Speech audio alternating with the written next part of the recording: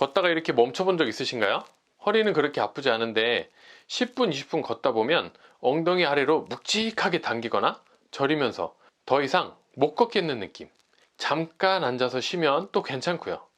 이게 바로 오늘 제가 영상을 켠 이유입니다. 오늘은 협착증 단계 중에서 만성 악화기 이 단계에 있는 분들에게 드리는 영상입니다. 먼저 제가 말씀드리는 단계가 몇 가지인지 체크해 보세요. 걸을 때 허리보다 엉덩이, 허벅지, 종아리 쪽이 더 불편하다. 10분에서 20분 정도 걸으면 다리가 당기거나 저려서 멈추게 된다. 앉거나 허리를 앞으로 숙이면 금방 편해진다. 자전거를 타면 걷는 것보다 훨씬 편하다. 아침에 일어날 때 가장 뻣뻣하고 조금 움직이면 좀 나아진다. 3개 이상 되시면 지금 만성 악화기 협착증일 가능성이 높습니다. 걸을 때 종아리가 터질 것처럼 아프고 잠깐 멈춰 서 있기만 해도 앉지 않아도 금방 풀리는 분들은 혈관 문제일 수 있습니다.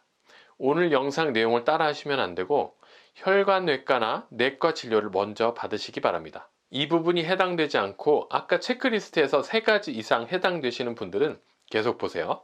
이 단계는요, 척추관이 좁아져서 신경을 누르는 건 맞는데 아직 수술을 결정해야 할 단계는 아닌 경우가 많습니다. 제가 10년 넘게 이와 비슷한 환자분들을 정말 많이 만났는데요.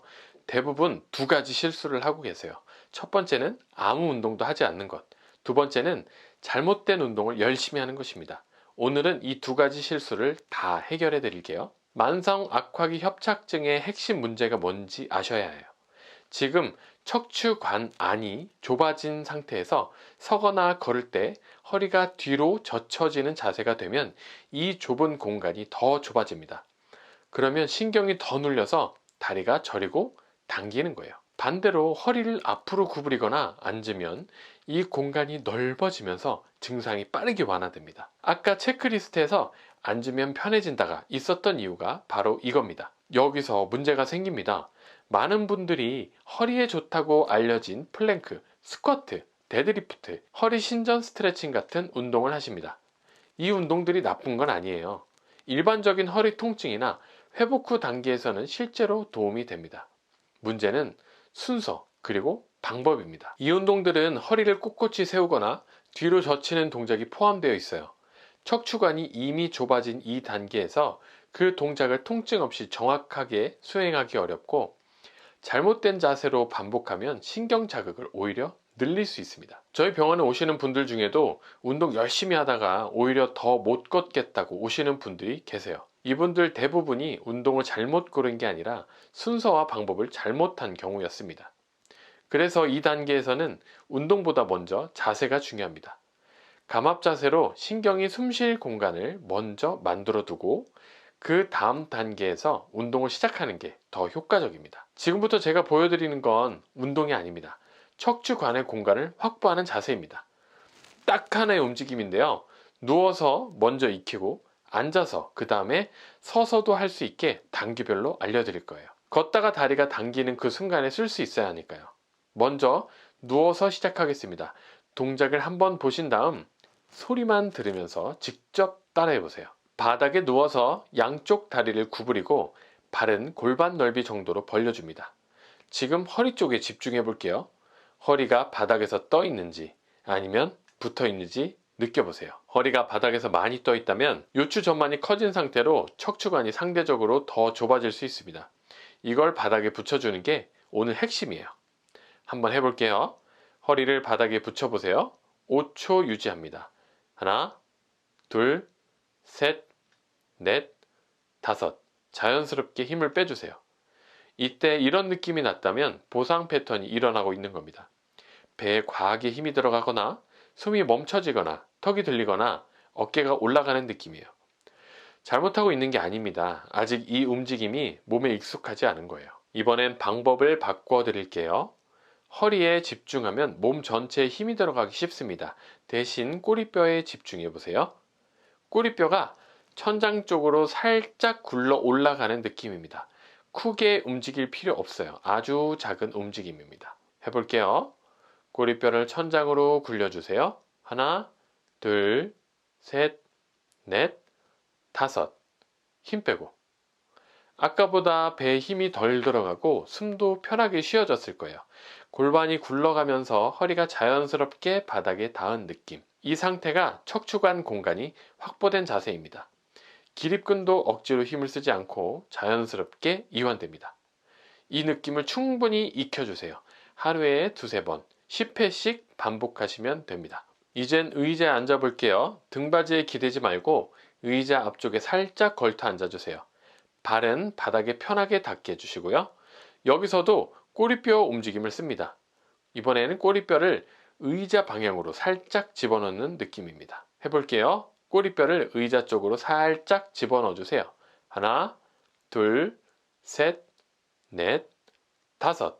힘 빼고 잘하셨어요. 누워서 하던 그 감각과 같은 겁니다. 오래 앉아 있을 때 이 자세를 유지하는 것만으로도 척추관 공간을 지킬 수 있어요. 이제 일어서 볼게요. 이게 실제로 가장 중요한 버전이죠. 걷다가 다리가 당기기 시작하는 바로 그 순간에 쓰는 동작이니까요.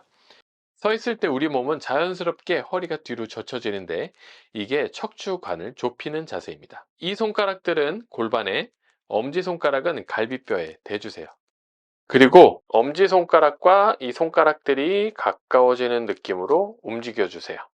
이만큼 움직이지 않고 요만큼씩만 움직여줍니다. 해볼게요. 손이 가까워지게 하나, 둘, 셋, 넷, 다섯. 힘 빼고 무릎이 살짝 부드러워지는 느낌이 나면 잘하고 계신 겁니다. 이제 걷다가 다리가 당기기 시작하면 멈추고 허리를 펴는 대신 이 동작을 해보세요. 손이 가까워지는 방향으로 5초만요. 그 자리에서 증상이 빠르게 가라앉을 겁니다. 방금 따라해 보셨나요? 꼬리뼈 움직임이 잘 안 되신 분들 분명 계실 거예요. 당연합니다. 이게 잘 안 되는 이유는 크게 두 가지인데요. 첫 번째는 이 움직임 자체가 낯설어서요. 꼬리뼈를 따로 움직여 본 적이 없으니까 우리 뇌가 그 부위를 어떻게 조절해야 되는지 감을 못 잡은 거죠. 이 경우는 해결이 간단합니다. 아주 작은 움직임부터 연습하시면 돼요. 1cm만 움직인다는 느낌으로 꼬리뼈에 의식을 두고 천천히, 처음부터 크게 하려고 하지 마시고 작게 여러 번 반복해 보세요. 며칠만 해도 감이 잡힐 겁니다. 두 번째는 우리 허리 주변 근육이 너무 긴장이 돼서 움직임 자체를 제한하는 경우예요. 특히 기립근이 뭉쳐 있으면 꼬리뼈를 움직이고 싶어도 몸이 따라와 주지 않아요. 왜 이렇게 되는 거냐면요. 통증이 있는 상태에서는 우리 뇌가 그 부위에 있는 근육 신호를 의도적으로 줄여요. 다치지 말라고 보호하는 반응인데 문제는 이게 너무 오래 지속되면 근육이 뭉친 채로 굳어버리는 거예요. 아무리 자세를 잡으려고 해도 몸이 반응을 못하게 되는 거죠.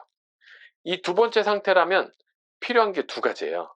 첫 번째, 뭉쳐있는 기립근의 긴장을 낮추는 것. 두 번째는 혈류가 돌아서 근육이 다시 일할 수 있는 환경을 만드는 것이에요. 이걸 해결하는 방법으로 도수치료나 마사지를 받으실 수도 있어요. 다만 매일 받으러 다니기는 현실적으로 어렵죠. 그래서 환자분들이 병원 오는 날 말고 집에서 간편하게 쓸 수 있는 도구 없냐? 라는 질문을 굉장히 많이 받아요. 찜질기 사도 되냐? 라고 물어보시는 분들, 유튜브 보고 EMS 기기 샀는데 써도 되냐? 이렇게 들고 오시는 분들도 많고요. 그때마다 제가 확인하는 기준이 세 가지예요. 허리를 과도하게 젖히지 않는 구조일 것, 온열과 EMS가 함께 작동할 것, 사용법이 복잡하지 않을 것. 이 조건을 제가 직접 확인하고 소개해드리는 제품이 환자분들에게 소개시켜드리는 제품인데요. 플리오 100블러입니다. 허리 아래에 깔고 눕기만 하면 되는 구조라서 감압자세 연습을 하기 전에 이 장비를 이용해서 근육을 먼저 이완시키고 이어서 쓰기에 아주 자연스럽습니다. EMS 10단계, 온열 3단계, 진동이 복합으로 작동합니다. 단 분명히 말씀드릴 게 있는데 이 기기가 협착증을 치료하는 건 아닙니다. 오늘 알려드릴 루틴을 더 잘 할 수 있도록 돕는 보조 도구죠.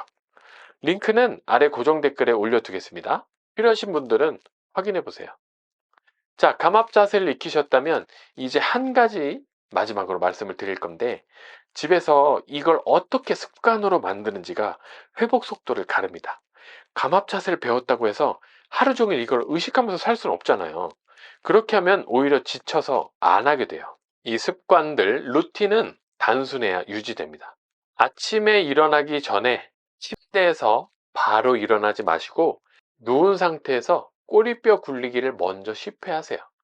허리가 조금 풀린 걸 느끼고 나서 일어나시면 됩니다. 하루 중에 앉아 있을 때, 우리가 일하실 때나 뭐 어떤 일 때문에 앉아 있는 경우가 있죠. 앉아 있을 때 꼬리뼈를 의자로 살짝 집어넣는 그 감각을 떠올리면서 움직임을 해주시는 거예요. 매번 완벽하게 할 필요 없습니다. 생각날 때마다 3초씩이면 5초씩이면 충분하죠. 걷다가 다리가 당기기 시작할 때 즉시 멈추고 앉는 대신 그 자리에서 꼬리뼈를 살짝 굴려주는 동작, 이 손가락이 가까워지는 그 느낌, 이 동작을 하시는 거예요. 이게 잘 되기 시작하면 보행거리가 조금씩 늘어나는 게 느껴집니다. 자기 전에도 마찬가지로 누워서 꼬리뼈 굴리기 10회, 그대로 유지한 채 복식호흡 5번. 이 조합이 하루 동안 긴장된 기립근을 풀어주는데 효과적입니다. 이 루틴을 2, 3주 유지하시면 몸이 감압 자세를 기억하기 시작합니다. 그때부터 다음 단계로 넘어갈 준비가 된 겁니다. 좀 더 적극적으로 관리하고 싶은 분들한테 제가 환자분들한테도 알려드리는 거기도 한데, 스마트폰에 알람을 30분이나 40분 간격으로 맞춰주세요. 가장 좋은 건 앉았다가 일어나면 가장 좋긴 하겠지만, 주로 앉아서 일하시는 분들의 경우에 일어나기가 좀 어려운 경우라면 알람이 울릴 때마다 지금 자세에서 한번 체크하는 거예요. 꼬리뼈를 이렇게 굴려주는 거죠. 굴렸다가 세웠다가 굴렸다가 세웠다가. 이 자세를 3초 정도 잡아주면 아주 효과적인 운동이 될 수 있습니다. 앉아 있다면 꼬리뼈를 의자 쪽으로, 서 있다면 손가락이 가까워지게. 그게 전부입니다. 2주 정도 꾸준히 연습하시다 보면 동작도 익숙해지고 편안해지실 거예요. 영상이 도움이 되셨다면 좋아요, 구독 눌러주시고요. 이 영상이 필요하신 분들께 공유해 주세요. 그럼 다음 영상에서 더 알찬 내용으로 찾아뵙겠습니다.